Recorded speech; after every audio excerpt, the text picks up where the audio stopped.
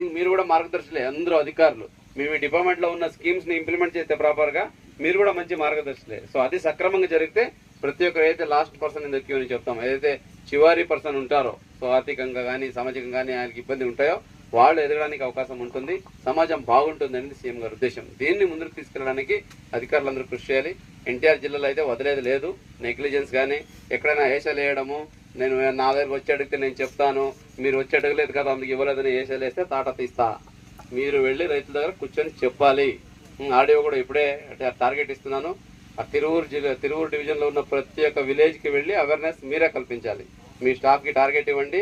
నేను మళ్ళీ ఇంకొకసారి ఏదో ఒక విలేజ్ ర్యాండమ్కి వెళ్ళి ఒక రైతుని పిలిపించి అడుగుతాను, ఉపాధి హామీ గురించి, వస్తున్న ఉద్యాన పంటల గురించి ఏమేమి తెలుసు చెప్పండి అంటే ఆయన నాకు తెలియదంటే అక్కడ ఉన్న ఫీల్డ్ అసిస్టెంట్, అక్కడ ఉన్న టెక్నికల్ అసిస్టెంట్, అక్కడ ఉన్న ప్లాంటేషన్ మేనేజర్ సస్పెండ్ చేస్తా. ఓకే, తమాషా కాదు. మనం అందరం ఒక యజ్ఞం చేస్తున్నాం. సమాజాన్ని ఇంప్రూవ్ చేయాలి, పేదరికాన్ని నిర్మూలించాలని ఆ పగలు రాత్రి సీఎం గారు అయితేనేంటి, ప్రభుత్వం అయితేనేంటి, మినిస్టర్ అయితేనేంటి, అధికారులందరూ మనం యజ్ఞం చేస్తున్నాం. ఈ యజ్ఞానికి ఎవరైనా భంగం కల్పించాలని ఆలోచించినా కూడా జాగ్రత్త, ఖబర్దార్.